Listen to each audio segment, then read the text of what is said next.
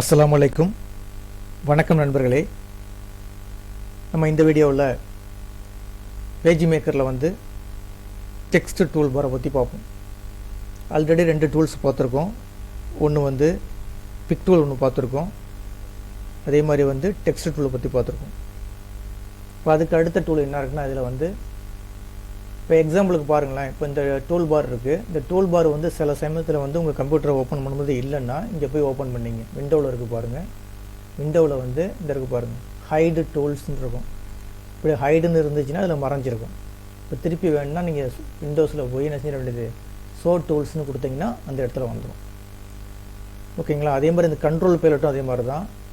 விண்டோவில் போய் hide control பேலட்னு கொடுத்தா அந்த கண்ட்ரோல் பேலட்டு போயிடும். வேணும்னா நம்ம என்ன செஞ்சுக்கலாம், விண்டோஸில் போய் ஸோ கண்ட்ரோல் பேலட் கொடுத்தீங்கன்னா வந்துடும். சரிங்களா? இப்போ நம்ம என்ன பார்க்க போகிறோம், எப்படி இந்த ரொட்டேட் டூல் யூஸ் பண்ணுறது. இந்த 3வது டூல் என்ன ரொட்டேட் பண்ணுறது. ஒரு பாக்ஸையோ இல்லை ஒரு பிக்சரையோ இல்லை ஒரு டெக்ஸ்ட்டையோ நீங்கள் என்ன செய்யலாம், ரொட்டேட் பண்ணிக்கலாம்.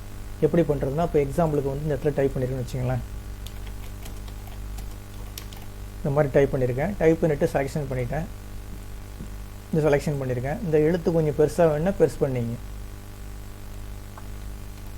அதாவது என்னது பெருசு பண்ணுறது எப்படின்னா, கண்ட்ரோல் ஷிஃப்ட்டு கிரேட்டர் தென் சிம்பிள் கொடுத்தீங்கன்னா போதும். உங்கள் கம்ப்யூட்டரில் இருந்துட்டு கிரேட்டர் தென் சிம்பிள் கொடுத்தீங்கன்னா பெருசாகும். Control shift greater then. இப்போ பெருசாகிக்கிட்டேன். இப்போ நான் செலெக்ஷன் பண்ணிட்டேன். அது செலெக்ஷன் பண்ணிவிட்டு இந்த பாக்ஸை வேணால் சின்னதாகிக்கிங்க. ஜஸ்ட் அப்படி கிளிக் பண்ணி ட்ராக் பண்ணிங்கன்னா இழுத்திங்கன்னா இந்த சைடில் சின்னதாகிடும். இப்போ இந்த டெக்ஸ்ட்டை நைஸ் டூல் லேனுங்கிற டெக்ஸ்ட்டை நான் ரொட்டேட் பண்ண போகிறேன். அப்போ வேணும் இந்த இதை கிளிக் பண்ணிங்க. ரொட்டேட் டூல் பாரை கிளிக் பண்ணிவிட்டு ஜஸ்ட் இந்த டாட்டில் அப்படி கிளிக் பண்ணி இழுத்திங்கன்னா உங்களுக்கு எப்படி வேணுமோ மாற்றிக்கலாம். நீங்கள் இந்த பாருங்கள், இந்த மாதிரி கிராஸில் வேணும், இல்லை இந்த மாதிரி கிராஸில் வேணும், எனக்கு எப்படி வேணுமோ நீங்கள் மாற்றிக்கலாம். இது கொஞ்சம் கன்ஃபியூஸாக இருந்துச்சுன்னா இங்கே போய் பண்ணிங்க. இந்த கீழே இருக்குது பாருங்கள், இந்த இருக்குது பார்த்தீங்களா. இதில் போய் எக்ஸாம்பிளுக்கு 45 டிகிரி வேணும் என்ட்ரு கொடுத்து 45 டிகிரி, இல்லை 60 டிகிரி வேணும், இல்லைன்னா 60 டிகிரி கொடுத்தா 60 டிகிரி வந்துடும். திருப்பி பேக் டு நார்மல் வேணால் 0 கொடுத்தீங்கன்னா 0. இதில் எங்கே பண்ணுறோம்னா கண்ட்ரோல் பேலட்டில் பண்ணுறோம். 0 கொடுத்தீங்கன்னா திருப்பி நார்மலாக வந்துடும். இந்த மாதிரிலாம் பண்ணிக்கலாம். ஓகேங்களா? அதுக்கு பேர் தான் சொல்கிறது ரொட்டேட் டூலுங்கிறது. பக்கத்தில் கிராப் டூல். கிராப் டூல்னால் என்னென்னா, ஒரு பிக்சர் இருக்குது. அந்த பிக்சரை நம்ம வேணுங்கிற அளவு கட் பண்ணி அழகாக எடுத்துக்கலாம். இப்போ எப்படி ஒரு பிக்சரை கம்ப்யூட்டர் கொண்டு வருதுன்னா, இப்போ எனக்கு இந்த இது தேவையில்லை, இது தனி ஓரத்தில் வச்சுருவோம். இப்போ ஃபைலில் போய் எனக்கு பிளேஸ்னால் என்னென்னா, ஒரு டாக்குமெண்ட்டை பிளேஸ் பண்ணுறதுனாலும் அதுதான், இல்லை ஒரு பிக்சரை உங்கள் கம்ப்யூட்டரில் உங்களுடைய பேஜ் மேக்கர் பேஜில் கொண்டு வரதுனாலும் பிளேஸ் தான். பிளேஸை போய் கிளிக் பண்ணிங்க. கிளிக் பண்ணணும், உங்களுடைய ஃபைல் நேம் கேட்கும். அதில் போய் சர்ச் பண்ணி எடுத்துங்க. உங்கள்கிட்ட என்ன ஃபைல் வச்சுருக்கீங்களோ பிக்சர் ஃபைலு எடுத்துங்க. இப்போ எக்ஸாம்பிள் எடுத்துங்களா, அந்த கம்ப்யூட்டர் எடுத்துக்கோமே. எடுத்துகிட்டு ஓப்பன் கொடுத்துட்டேன். ஓப்பன் கொடுத்து சில ஃபைல் வரமாட்டேங்குது. வரலாம் என்ன செய்யுது, ஃபைலில் போய் திருப்பி பாருங்கள், என்னென்னு பாருங்கள். ப்ளேஸ் கொடுங்க. ஃபைல் ஃபார்மேட்டு சரியில்லைன்னா வராது, சிலது வராது. இப்போ இந்த ஒரு பிக்சர் ஜஸ்ட்டு கிளிக் பண்ணிட்டு ஓப்பன் கொடுத்துருங்க. ஓப்பன் கொடுத்தோன்னு இந்த மாதிரி கர்சர் வரும். உங்களுக்கு எந்த இடத்துல வேணுமோ அந்த இடத்துல வச்சுட்டு கிளிக் பண்ணிங்க. கிளிக் பண்ணிங்கன்னா பிக்சர் வந்துடும். ஓகேங்களா? இந்த பிக்சரை நம்ம என்ன செய்யறோம், லைட்டாக கட் பண்ணி எடுக்க போகிறோம்.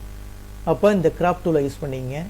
யூஸ் பண்ணிவிட்டு இந்த கார்னரில் அப்படி கொண்டு ஜஸ்ட்டு கிளிக் பண்ணிங்கன்னா எந்த அளவு வேணுமோ அந்த அளவு மாற்றிக்கலாம். நீங்கள் எந்த அளவு உங்களுக்கு பிக்சர் வேணுமோ அந்த கார்னரில் வச்சு ஜஸ்ட்டு கிளிக் பண்ணி ட்ராக் பண்ணி எடுத்துக்க வேண்டியது. எனக்கு இந்த அளவு போதுன்னா இந்த அளவு விட்டுருங்க. ஓகேங்களா? அந்த மாதிரிலாம் பண்ணிக்கலாம். அதான் கிராப் டூலுடைய யூசேஜ்.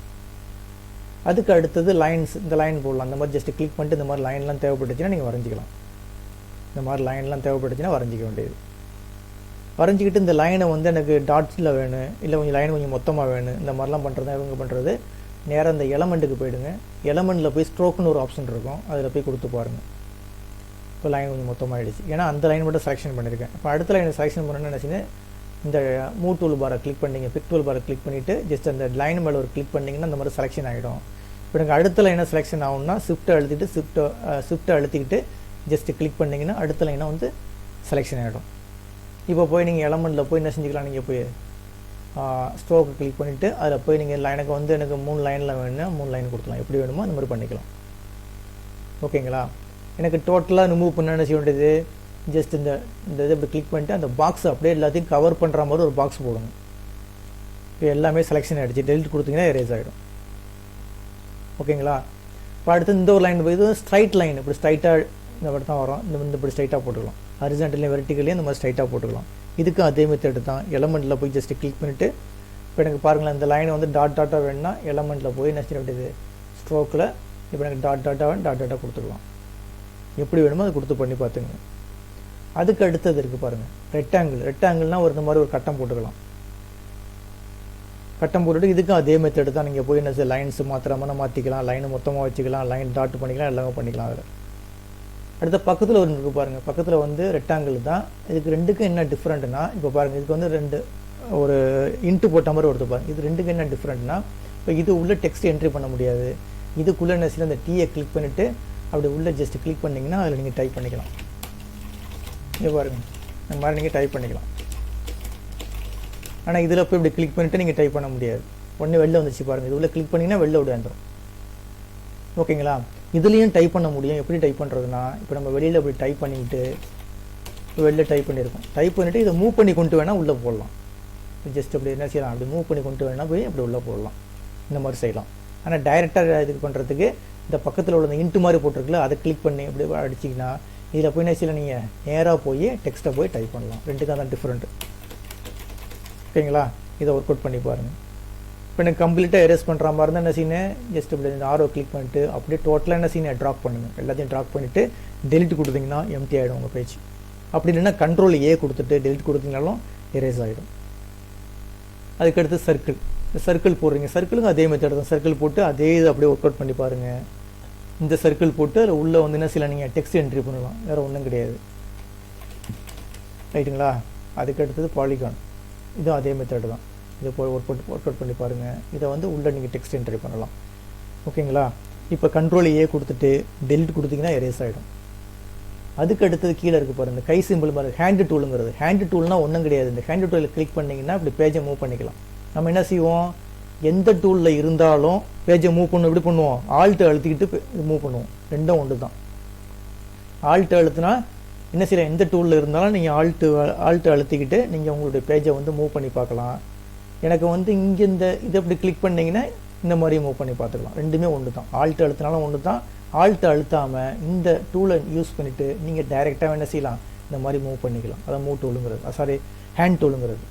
அடுத்து ஜூம் பண்ணுறது. இது கிளிக் பண்ணிவிட்டு ஜஸ்ட் இப்படி கிளிக் பண்ணிங்கன்னா ஜூம் ஆகிட்டே வரும். அது ஏற்கனவே சொல்லியிருக்கேன். கண்ட்ரோல் மைனஸ் கொடுத்தீங்கன்னா சின்னதாகும், கண்ட்ரோல் ப்ளஸ் கொடுத்தீங்கன்னா பெருசாகும். அதே மெத்தட் தான் அது. அது வந்து நீங்கள் கண்ட்ரோல் மூலியம் பண்ணிக்கலாம். கண்ட்ரோல் ப்ளஸ் கொடுத்து பாருங்கள், ஸ்க்ரீன் வந்து பெருசாகிட்டே வரும். கண்ட்ரோல் மைனஸ் கொடுத்து பாருங்கள், ஸ்க்ரீன் வந்து சின்னதாகிட்டே வரும். அவ்வளோதாங்க. டூல் பாரை பொறுத்த வரைக்கும் அவ்வளோதான், வேறு ஒன்றுமே கிடையாது. இதை ஒர்க் அவுட் பண்ணி பாருங்கள். இந்த வீடியோ கிளிப்பு பிடிச்சிருந்துச்சுன்னா சப்ஸ்கிரைப் பட்டனை கிளிக் பண்ணி எனக்கு என்கரேஜ் பண்ணுங்கள். ரொம்ப நன்றிங்க.